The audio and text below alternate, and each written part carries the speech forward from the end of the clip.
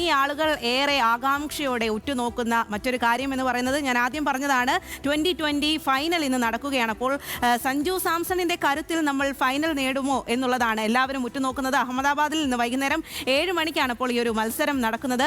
അഹമ്മദാബാദിൽ ലോകകിരീടം നിലനിർത്താൻ ഇന്ത്യ ഇറങ്ങുമ്പോൾ ന്യൂസിലൻഡാണ് എതിരാളികൾ.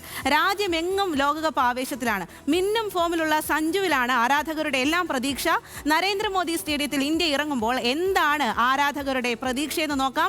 ഒപ്പം സഞ്ജു ഇന്ന് തിളങ്ങുമോ എന്നും ആരാധകർ പറയും. അപ്പോൾ കൊച്ചിയിൽ നിന്നുള്ള ആളുകളോട് ഇസത്താണ് ചോദിച്ചിരിക്കുന്നത്.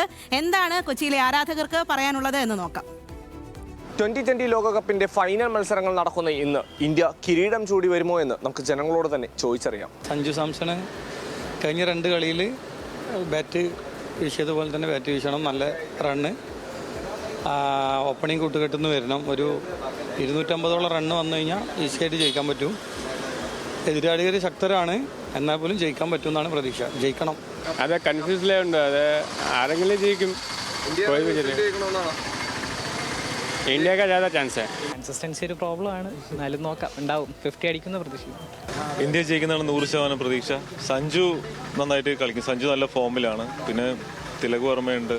പിന്നെ ബാക്കി എല്ലാവരും അത്യാവശ്യം ഫോമിലാണ്. ടൈറ്റ് മാച്ച് ആയിരിക്കും. ഒരു 200 സ്കോർ എക്സ്പെക്ട് ചെയ്യാൻ പറ്റും. ഇന്ത്യ ജയിക്കും, ഒരു മാറ്റമില്ല.